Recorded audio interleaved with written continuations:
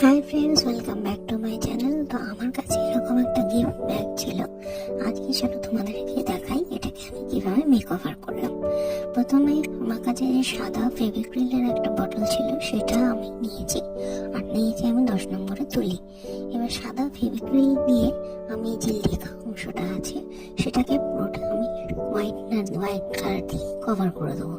White colour দিয়ে cover করার পরে চারপাশে আমি একটা কালো রঙের বর্ডার দিয়ে দিচ্ছি। এইভাবে আমি কালারটা করে নিয়েছি। এরপরে আমি এর উপরে সাদা অংশটার উপরে শুকিয়ে যাওয়ার পরে সেখানে আমি ডিজাইন একটু এঁকে নিয়েছি। ডিজাইন এঁকে আমি আমার মতন কালার করেছি। তোমরা আশা করছি দেখে বুঝতেই পারছো যে কি ছবি এঁকেছি আর কোন বই থেকে ছবিটা এঁকেছি। তো this is the final look. তো আমার ছবিটা কেমন লাগলো আমাকে জানিও, কমেন্ট করো, আমার ভিডিওটা লাইক করো।